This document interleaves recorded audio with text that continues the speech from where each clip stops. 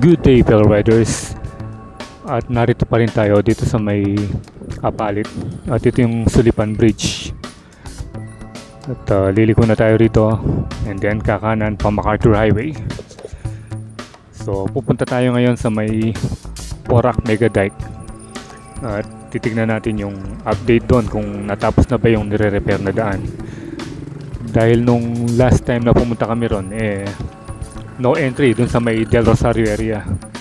Dahil ginagawa daw, nag-asphalto ata dun banda sa may Barangay Lara ng Bacolor. So tignan natin kung ano nang nangyari doon.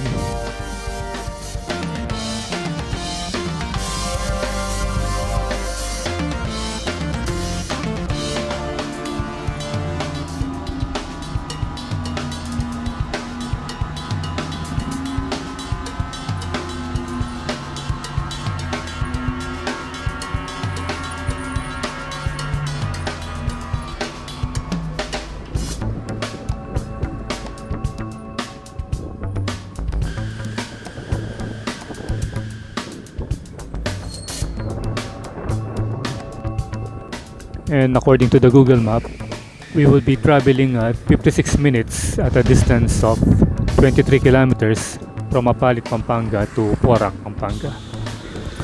So, tingnan natin kung hindi masyadong matraffic. Pero dito sa kasalukuyan ay may ginagawang daan dito sa may Apalit. So ito yung nagkakos ng traffic. Especially nung papunta kami rito. Maputik yung daan at maraming butas-butas.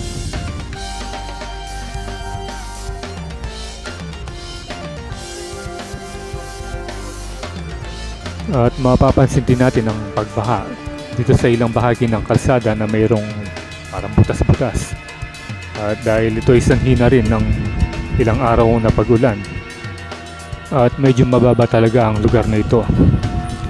So dito yung matraffic kanina nung papunta kami. Tingnan mo, malalalim yung mga sira ng kalsada at iniilagan yun ng mga motoristang bawat dumadaan dito. Kaya yun yung nagkokos ng traffic. So talagang medyo mapapalaban ka pag dumaan ka dito. Lalo na pag nagkasabay-sabay yung mga truck. And speaking of truck, nandito pa rin yung truck na nabalaho kanina. Hindi pa rin natanggal. So bali isa siyang dump truck na puno ng buhangin at ngayon nililipat yung laman. Ayun na nga.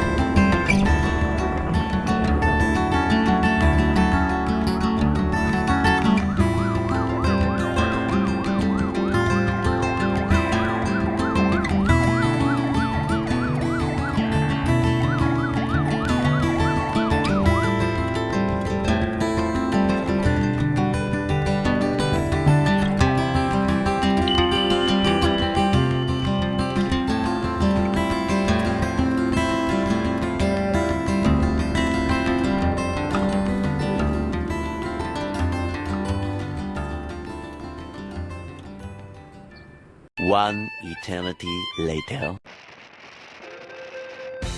Pampanga is a province in the Central Luzon region in the Philippines. Lying on the northern shore of Manila Bay, Pampanga is bordered by Tarlac to the north, Nueva Ecija to the northeast, Bulacan to the east, the Manila Bay to the central south, Bataan to the southwest, and Zambales to the west. Its capital is the city of San Fernando. Angeles City is the largest LGU, while geographically within Pampanga, it is classified as a first-class, highly urbanized city and has been governed independently of the province since it received its charter in 1964. Pampanga covers a total area of 2,002.20 square kilometers, occupying the south-central section of the Central Luzon region. When Angeles is included for geographical purposes, the province area is 2,062.47 square kilometers. Its terrain is relatively flat with one distinct mountain, the Mount Arayat, and the notable Pampanga River. Among its municipalities, Porac has the largest area with 314 square kilometers. Candaba is second with 176 square kilometers, followed by Florida Blanca with 175 square kilometers. On the contrary, Santo Tomas with an area of only 21 square kilometers is the smallest town. Pampanga comprises 19 municipalities and 3 cities, one highly urbanized and 2 component. The province of Pampanga has 2 distinct climates, rainy and dry. The rainy or wet season normally begins in May and runs through October, while the rest of the year is the dry season. The warmest period of the year occurs between March and April, while the coolest period is from December through February. The wet season will be from June to October, and also dry season will be from November to April in the province of Pampanga.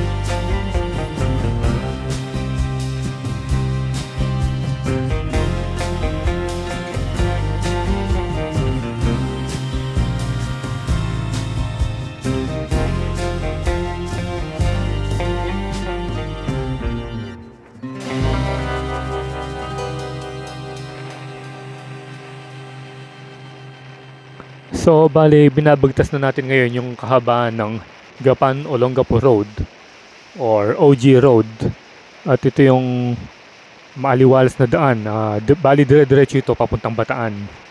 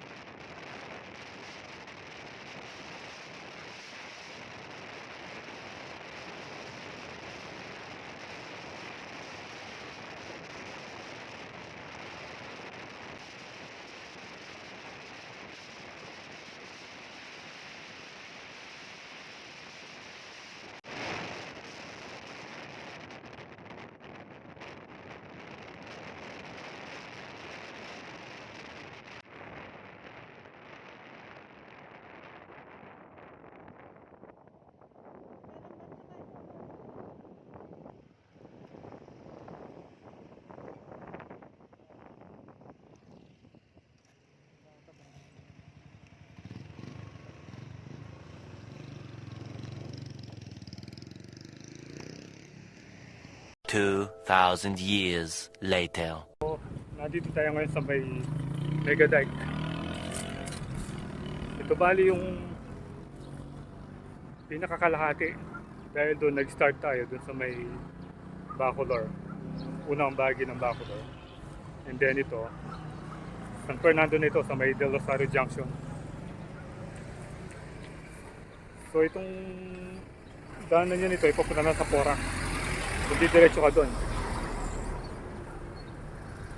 Tapos makikita mo rito yung mga bahay. May mga bahay dito. Ayan. sa ilalim. Bali part pa yun ng Del Rosario. Bali sakop ng City of San Fernando. Gagawin natin, didiretso pa tayo doon. Diretso pa tayo doon sa may Porac. Tignan natin yung pinakadulo ng Mega Deck. So update na lang. So yun, may nakikita kayong Dolores doon. Sali yan. Kanan din ang mga dump truck, yung managka-quarry. So ito, pag diniretso mo dun sa may intersection banda doon, yun na yung Barangay Del Rosario. So ito, parang ibang barangay na ito, yung Dolores eh. Ewan ko lang, hindi ako sure. Pero siguro ibang barangay na yun. Part pa rin ng San Fernando. Or part ng Bacolor. So, pag diretso mo yan, makikita kang maraming factory dyan. Yung Universal Robina, dyan rin naka-base. So, kung familiar kayo dun sa Universal Robina, isa yun sa mga pinakamalaking company o corporation gumagawa ng yung ano-anong klaseng pagkain o inumin. Then, yung nakikita nyo naman banda ron, bali furniture yun, malaking furniture, export furniture. So dyan, makikita mo rin yung paggawaan ng paggawaan ng yero, yung color steel. Meron din factory dyan, may planta rin dyan. So napapansin nyo rito na maraming truck ang dumadaan. Dahil nga may quarry doon eh. Bali yung Mega Deck shortcut. Kung pupunta ka ng Porac, galing ka ng Bacolor or San Fernando, dito yung daan, mas maganda yung daan at mabilis. Bali kabubukas lang nito, nirenovate ito nung last month yata, doon pa lang binuksan. Nirenovate yung bandang bahagi doon, maraming nasira. So update ko kaya, punta tayo doon sa may dulo sa Porac.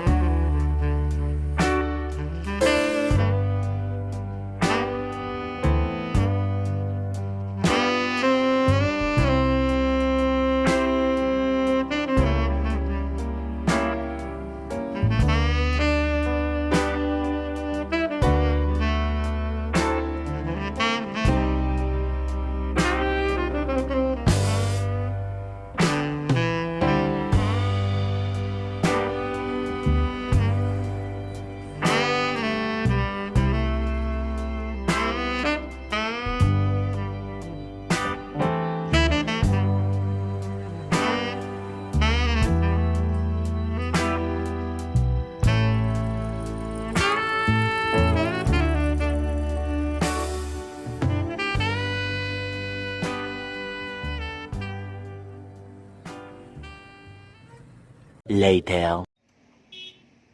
Pupuntahan naman natin yung pangalawang bahagi ng Mega Deck. So ito, bali yung Bacolor side yon, papunta na ng Porac. Titignan natin kung alin ba yung bagong na-espalto ron dahil nakabukas na nga ito. So tara, samahan nyo ko at ating lalakbayin ang ikalawang bahagi ng Porac Mega Deck.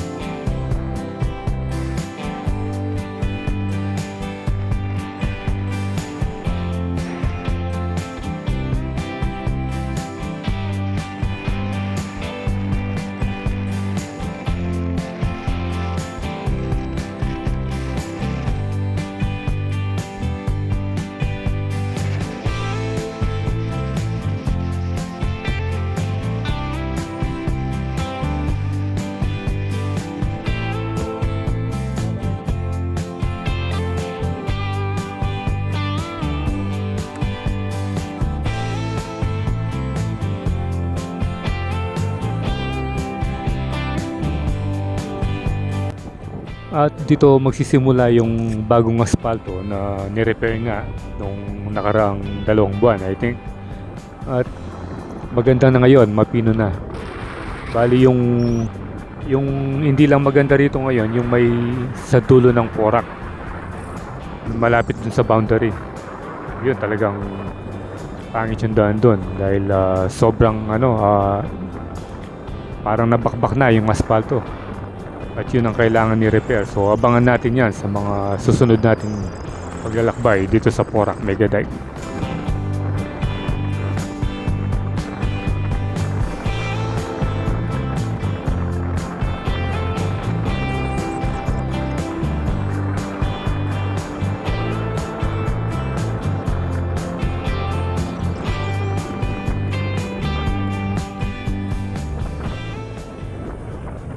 A few moments later. The FBR Mega Deck was built during the term of former President Fidel B. Ramos, who was instrumental in providing funds for the construction of the Mega Deck structure. Back then, the FBR administration spent around 3.5 billion for the structure. The FBR Mega Deck, named after former President Fidel B. Ramos, was built after lahar, or volcanic sediments remobilized by rain, overflowed from the Pasig Potrero River on October 1, 1995, burying Bacolor town. The U-shaped 56-kilometer long structure turned 17 Bacolor villages into a large catch basin of lahar.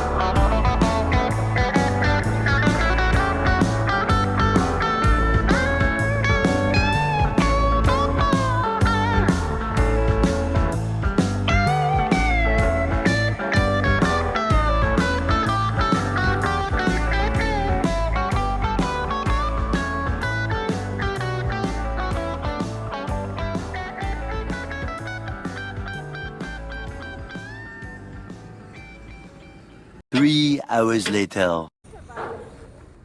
So ayun miras na kami kayo ng dulo ng Kay. Dulo na ng Mega Deck. Kaya yung Porac mini park. Ang pinakadulo. Kaya yung Porac side. Pero getang Pulmero na getayang kay Bacolor. Getang Bacolor, getang Gampanolong Gapurog. So ngayon, i-chutam kayo yung Dinosaur Park. Ito yung Dinosaur Park.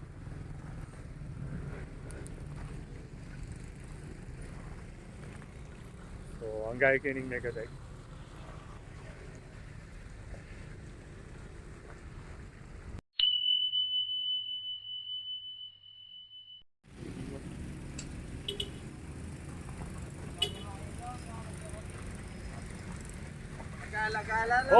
Galing kami Salman. Sama ko si Pres. Nagkita kami dito sa may dulo ng Mega Deck sa Porac. Porac, sa Oo, sa Porac Porac. Mini Park, So, congratulations sa kanya. Member na siya ng Eagle, Eagles Club. Eagles Club. Akala ko Eagle Squad. Iba pala yun. Pelikula yata yun Eagle Squad. So yun, bali ilang kayo? 4 sila na dating hack sila, member, 4. And then yung the rest, yung mga big bike kabalin, kasali doon. So hopefully makakasama tayo doon. Sa mga gusto sooner, diba? sumama, mga next na induction, kung gusto nyo, pwede kayo mag-message po sa amin Yun. para matulungan namin kayo.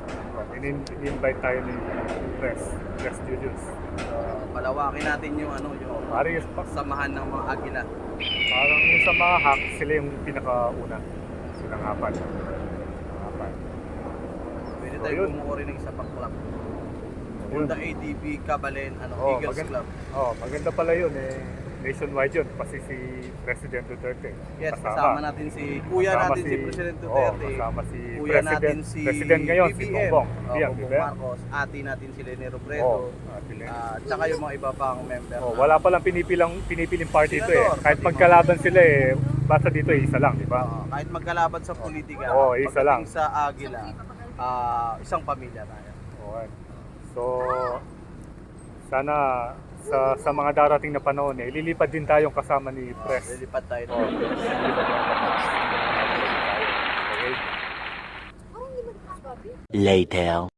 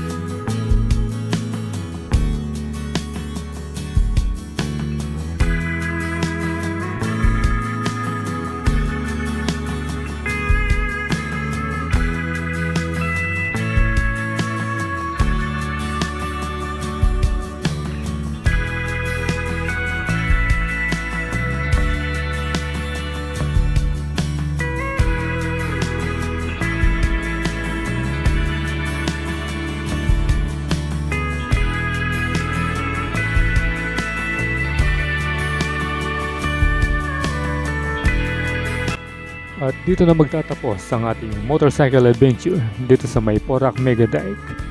Please do like, share, and subscribe. At meron din tayong Facebook page. Paki-like and follow na rin para everybody happy. So see you when I see you, and Perlan Dust is signing out.